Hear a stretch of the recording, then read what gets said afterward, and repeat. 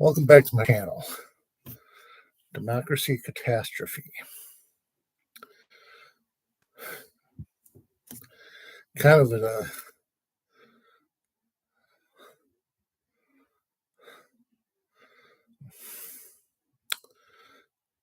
prophetic name for our channel. The only thing I can tell you is this. Back in November, I told you about what was going to happen in the election, and I knew Trump was going to win.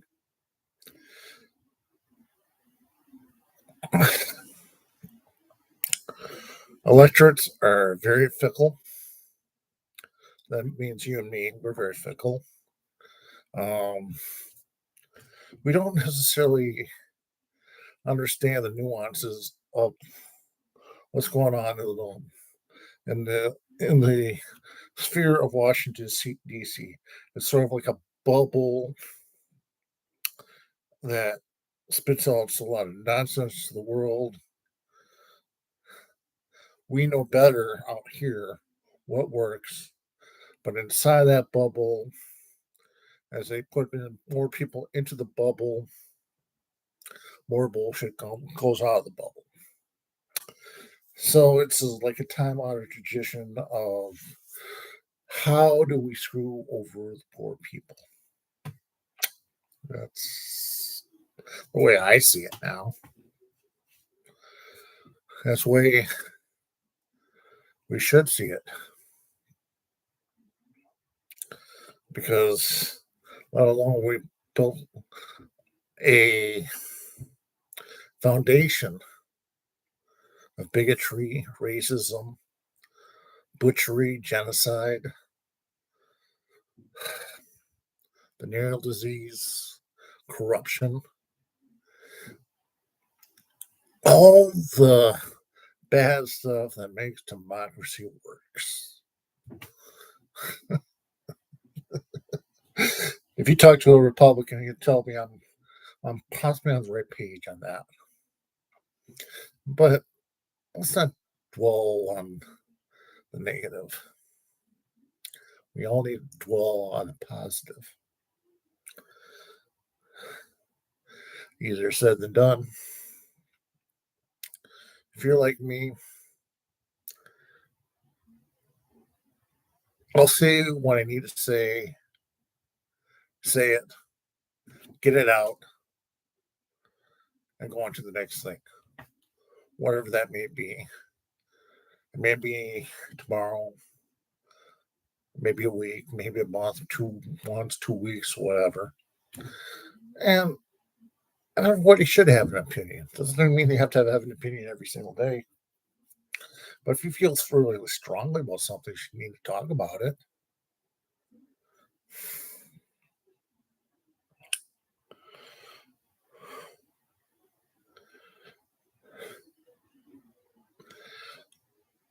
The thing about democracy is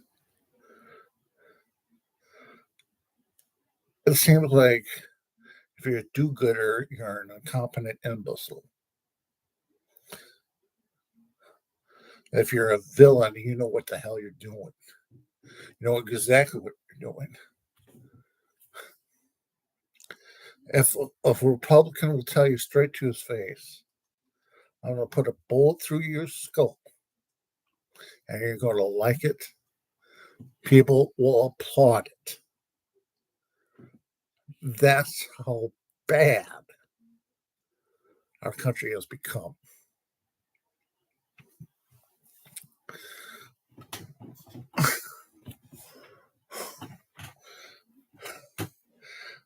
The media will play to just about everything in order to get their agenda across. That is to sell newspapers, to sell ads, to put out some nonsense to the electorate, to the people, regardless if it's true or not. The stuff is out there, the garbage is out there, and it is out there for everybody to do whatever they want with it. They can actually do nothing with it. And a lot of people will be satisfied with doing nothing at all. I'm one of them. I'd rather have you do nothing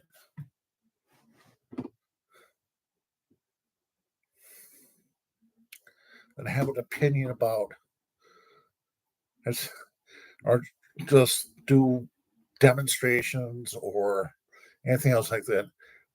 I'm sort of like the anti-hero, right? An armchair political pundit, but I'm not getting paid for it. What's the sense? What is the sense if I get paid just to do this? Maybe I'll be onto something. Look at Charles Kirk, Candace Owens, Anka Sparian, Jackie Kyle Kalinske, Steve Bannon, um, Alex Jones. The list goes on. And then there's those secondary groups, like I forget what it was. This group out in Chicago. I forgot what they're called. And I'll be honest with you, they couldn't even hold Cenk Uyghur's jock. That's how bad they are. And there's me and you. We'll talk about just about anything they want to. Hopefully, something that somebody will hear, but it's not going to even really matter.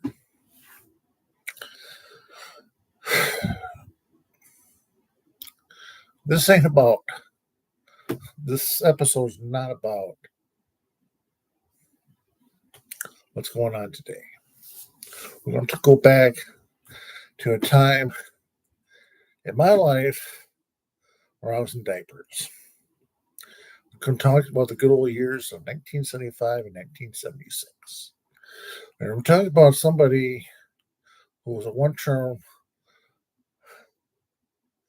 president that sparked the Reaganomic Revolution.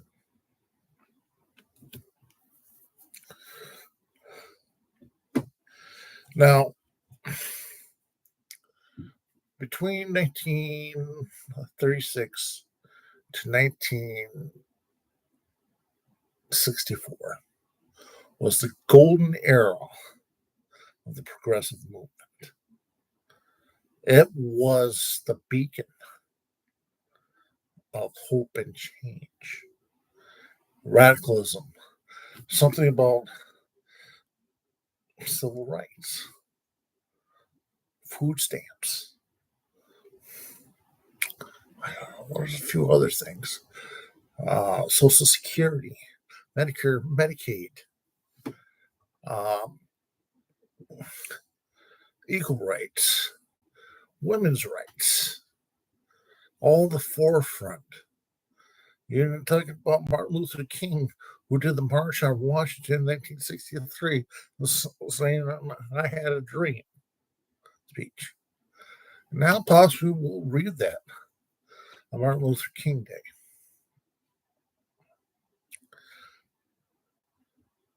I'll read it in its entirety. I promise. Not be like him. I'm just going to read it just verbatim. Not the way he sounded like, but reading the speech to you guys. Because it is a historical document that needs to be added to the record that we do have a lot to do when it comes to civil rights. Maybe 2025 might be the year where everything in Project 2025 goes in full throttle. And you see nothing but white, old, rich men in cabinet positions for the Trump administration to make decisions for our lives and try to dismantle 40 good years, 2 generations of a movement FDR founded.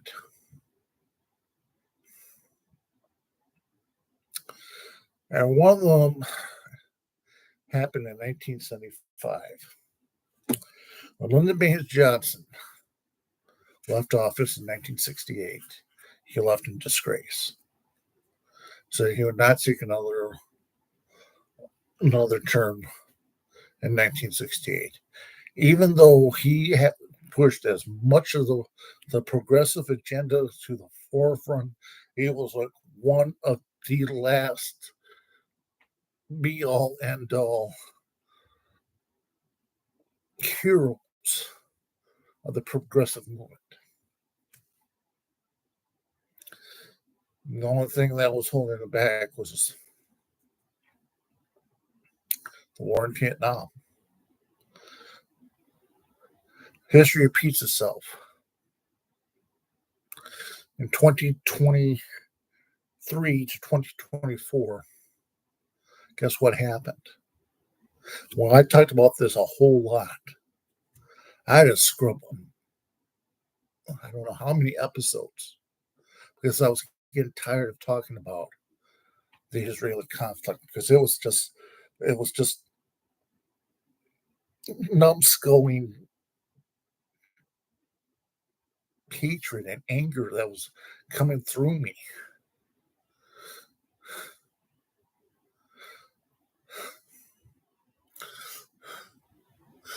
The reason I am angry, the Democratic Party, is they spend so much time worrying about themselves instead of the American people. They didn't even take the chance to actually put the people in front first. That's why I'm mad at them. That's why TLIT is going the direction they're going in right now. Is to understand the anger the right has with the left. Doesn't mean I'm going to follow TYT. All it means is that there are some things that are meant to be understood and not just throw people under a bus. Maybe they're trying to understand why Republicans vote the way they do. And I think I figured it out.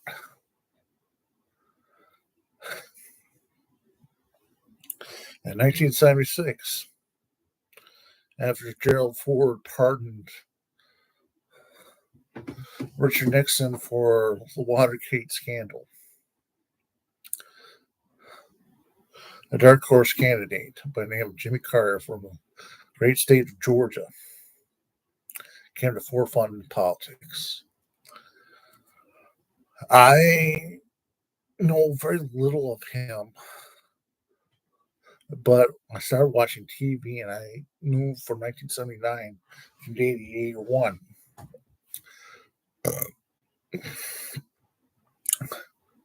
When I was a little shitter, wet in the bed, you know, straight from diapers to wet in the bed.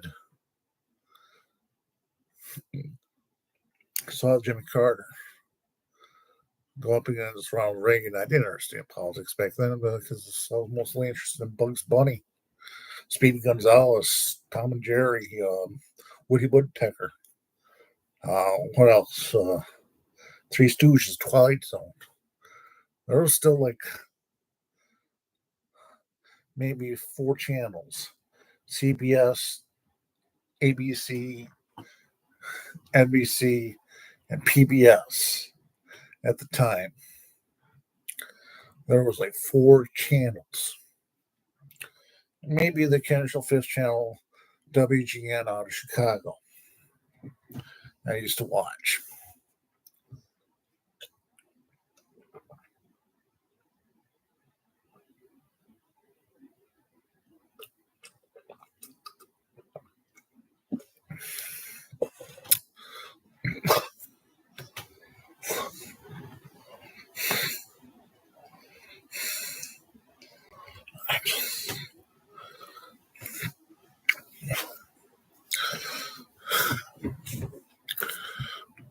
You don't really know much about him, but I think for you and I, in a historical context, maybe we should just read his Wikipedia because he died at the ripe old age of 100.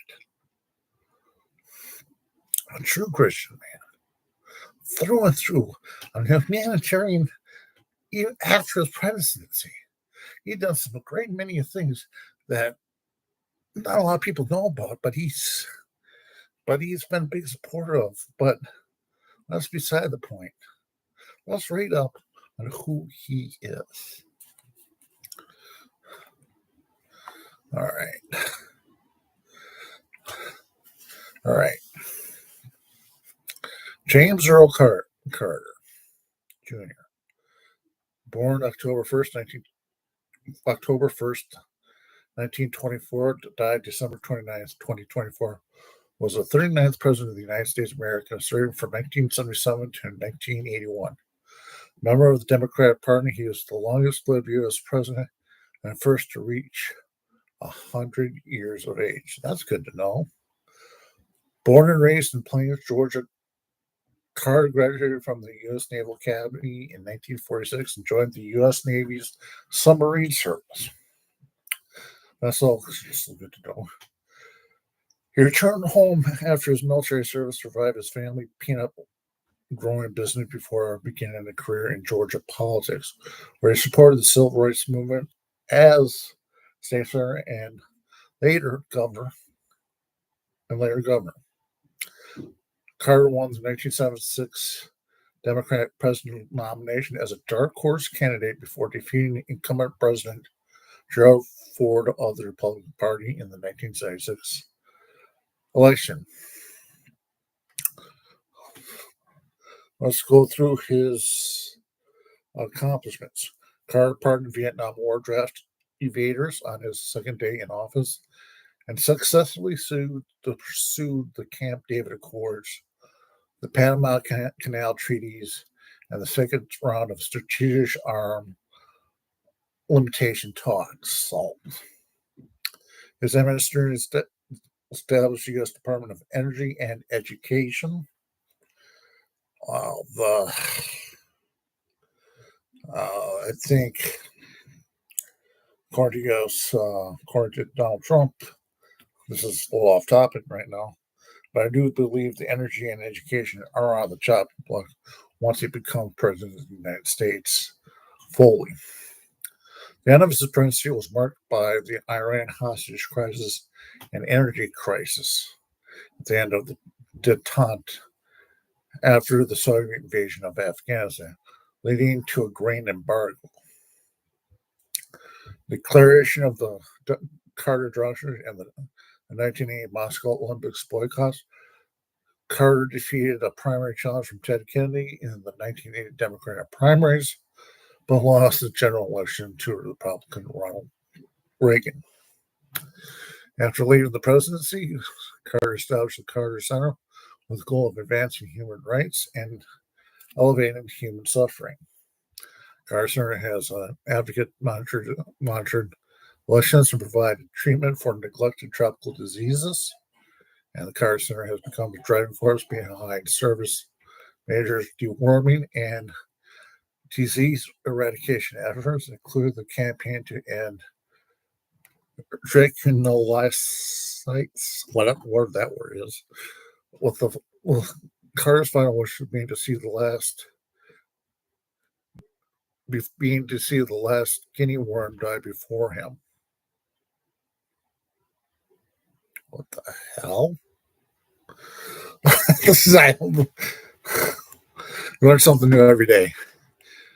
Carter's post-presidency writings include political memoirs, commentary on global affairs, and books of poetry.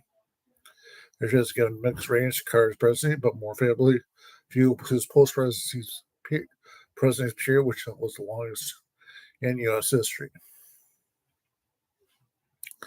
So let's keep scrolling down.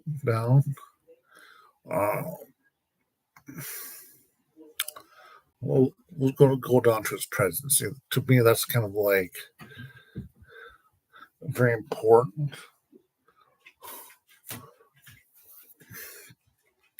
1976 presidential campaign. As I scroll down the Wikipedia page, December 12th, 1974, Carter announced the presidential campaign of the National Press Club in Washington, D.C. His speech contained themes of domestic inequality, optimism, and change. Upon his entrance in the Democratic Party, he was competing against 16 other candidates and was considered to have little chance against the more nationally known opponents, such as Walls. His name recognition was very low, and his opponents diversely asked Jimmy who. As far as to this, Carter began to emphasize his name and what he stood for, stating, "My name is Jimmy Carter, and I'm running for president." The strategy proved successful by mid-March 1976. Carter was not only far ahead of the active contenders for the presidential honor, but led incumbent Republican President Jefferson by a few percentage points. As the Watergate scandal was still fresh in the voters' minds, Carter's position as an outsider, his distance from others, proved powerful. He promoted government reorganization. In June, Carter published a memoir titled Why Not the Best?" to help introduce himself to the American public. So,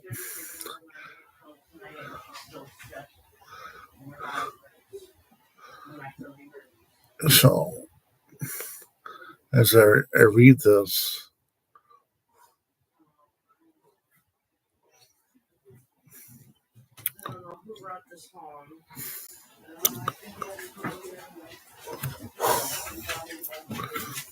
That's why I don't like gatherings.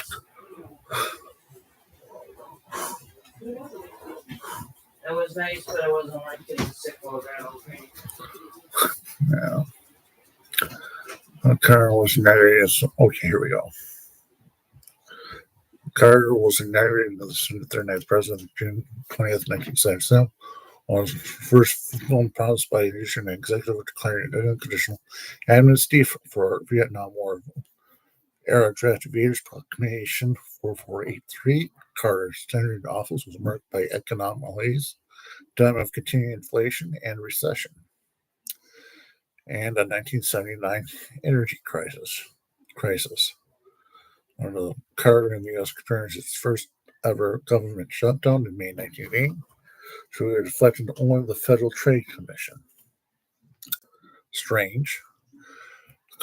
Carter attempted to calm various conflicts around the world, most visibly in the Middle East, with the signing of the Camp David Accords, giving back the Panama Canal to Panama, and signing the SALT II nuclear arms reduction treaty with the Soviet leader Leonid Brezhnev. His final year was marred by the Iran hostage crisis, which contributed to his losing the 1980 election to Ronald Reagan. Whistleblowers have alleged most recently that people working on the Reagan campaign convinced Iran's prolonged crisis to reduce Carter's chance of re-election. Carter's principles troubled economic history of two roughly periods.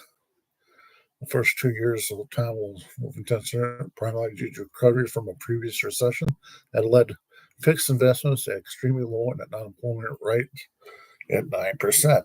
Whoa.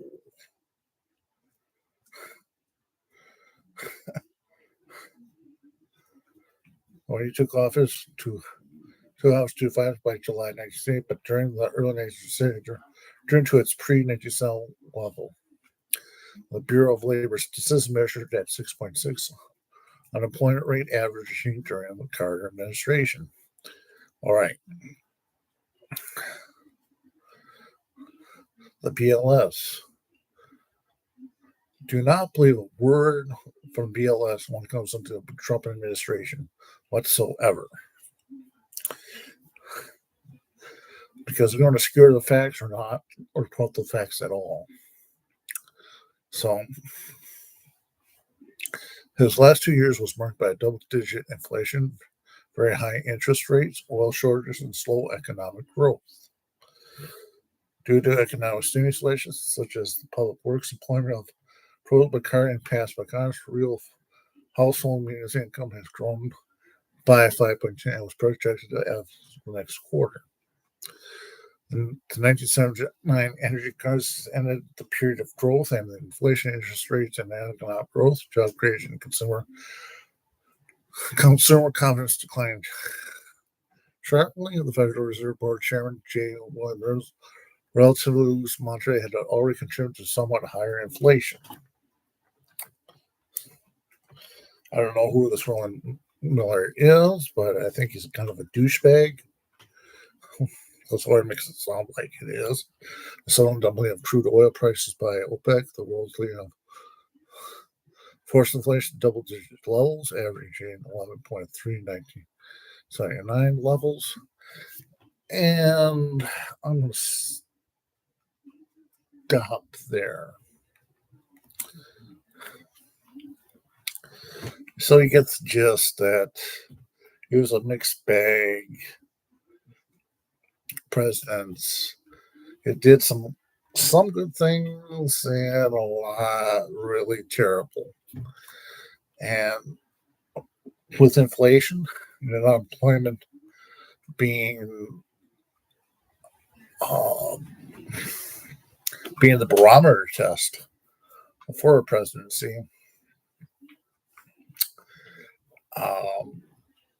wasn't looking good for him. I don't think the way he played politics, the way the Federal Reserve Chairman was at the time, I don't think they had any clue what they were doing in Washington at that time. So what I'm saying is this. To me, that was the powder keg that set economic revolution on fire. That was the last straw. But Richard Nixon took office in 1968. He done some really radical stuff. For the most part, for the good, because he ended up winning a re-election in 1972, in spite of Watergate. But a lot of people know what happened at Watergate, and you pretty much admitted to the American people that I'm not a crook, but at the same time, erased minutes of taped conversations. But that's beside the point. We're talking about Carter now.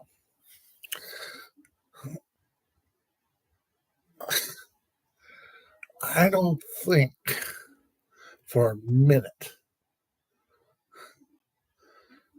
catastrophe was bound to happen between 1964 and 1968.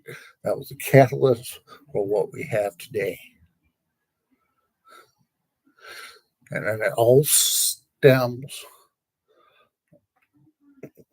from outside influences and money into politics. All the way around you look at it.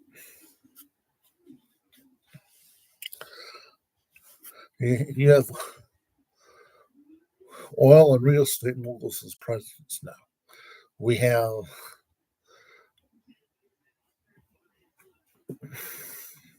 a black president. We nearly had a first female president. But they blew it. Kamala Harris and Tim Walz blew it. I think the reason why Jimmy Carter went the way he did was he wanted to cover up the terrible job he did as president between 1977 and 1981. And that was it was the dry powder that blew everything up in the 80s.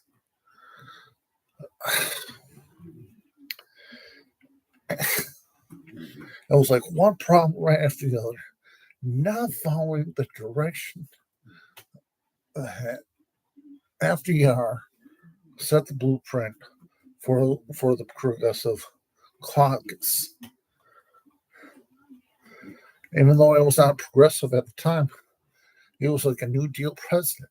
That's what it was called back in the 30s and 40s. And you go into the 1970s, they were all jazzed up.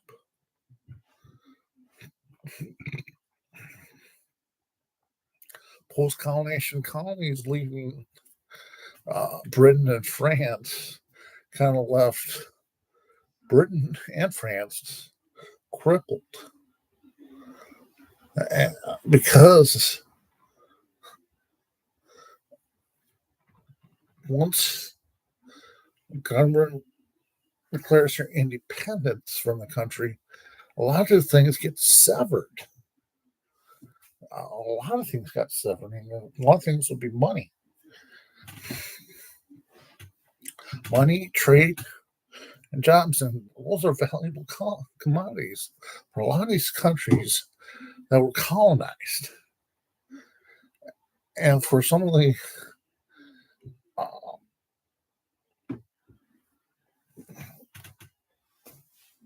key countries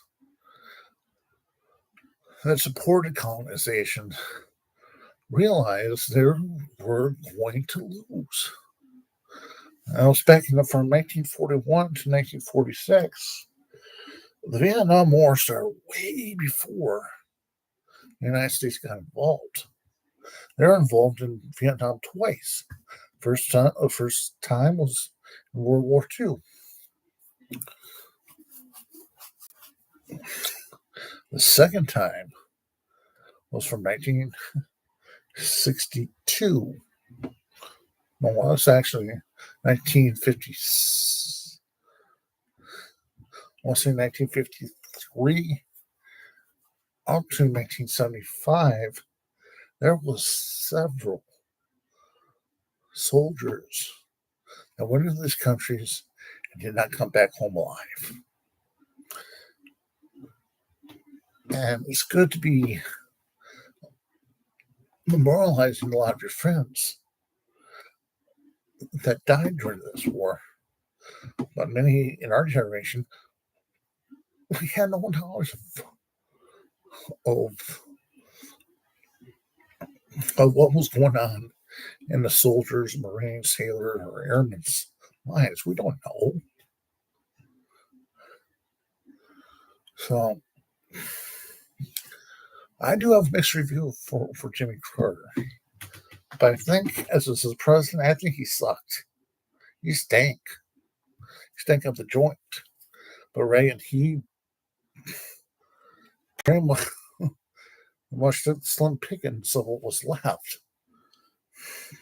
I don't know how many percentage points, but Jimmy Carter's running mate at the time was Walter Mondale, and Walter Mondale became the Democratic Party part of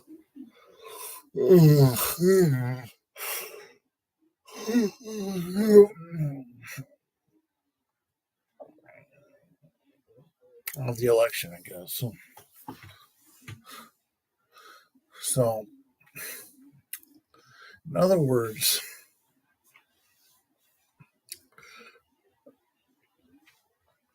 could he have done a lot of things better with the Iran hostage crisis? Absolutely. To depose the Shah of Iran. But if you go to the ruins today,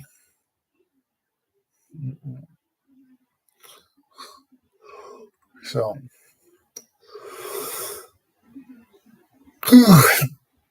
what I'm saying is this.